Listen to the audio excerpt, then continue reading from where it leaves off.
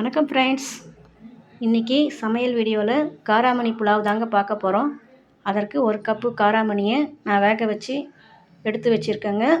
அடுத்தது தாளிப்பதற்கு 2 ஸ்பூன் எண்ணெய், பட்டை, லவங்கம், பிரியாணி இலை 1, பச்சை மிளகாய் 2 கீறி வச்சுருக்கேங்க, கருவேப்பிலை, முந்திரி பருப்பு ஒரு 10, அடுத்தது கேரட்டு, பீன்ஸு, பச்சை பட்டாணி இவையும் சிறிதளவு நறுக்கி வச்சுருக்கேன். அடுத்தது தேவையான அளவு உப்பு, மிளகுத்தூள் 1 ஸ்பூன், சீரகத்தூள் 1 ஸ்பூன், கொத்தமல்லி தழை சிறிதளவு, வெங்காயம் 2 வெங்காயம் அரிஞ்சு வச்சுருக்கேங்க நீல வாட்டில். இப்போ நம்ம செய்முறையை பார்க்கலாங்களா?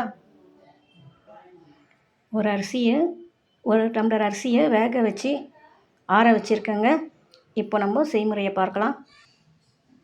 இப்போ கடாயில் எண்ணெய் ஊற்றிருக்கேங்க. எண்ணெய் சூடு ஏறினோடனே இந்த பட்டை, லவங்கம் எல்லாத்தையும் நம்ம போட்டுக்கலாங்க.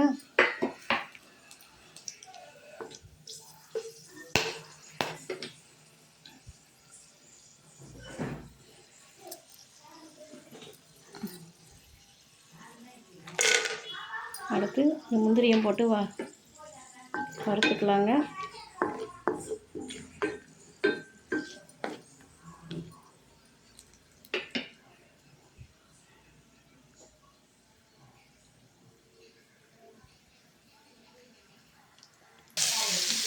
இஞ்சி பூண்டு பேஸ்ட்டு சொல்ல மறந்துட்டேங்க, அது கொஞ்சம் சேர்த்துக்கோங்க.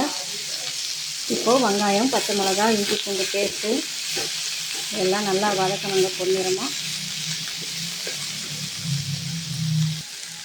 இப்போது பச்சை பட்டாணி, இந்த கேரட்டு, பீன்ஸு எல்லாத்தையும் ஒன்றா கலந்துக்கலாங்க. கலந்துக்கிட்டு நல்லா வதங்கட்டுங்க. இப்போது கொஞ்சம் தண்ணி ஊற்றிக்கலாங்க. ஒரு அரை டம்ளர் காய் வேகிறதுக்காக கொஞ்சம் தண்ணி ஊற்றிக்கலாங்க. இப்போது தேவையான அளவு உப்பு சேர்த்துக்கலாங்க. அதோட 1 ஸ்பூன் மிளகுத்தூள், 1 ஸ்பூன் சீரகத்தூள் 2த்தையும் சேர்த்துக்கலாங்க. இப்போ இந்த ஸ்டேஜில் நம்ம காராமணியை போட்டு கலக்கிக்கலாங்க. இப்போ கொத்தமல்லி தூவி இறக்கிட வேண்டியதாங்க.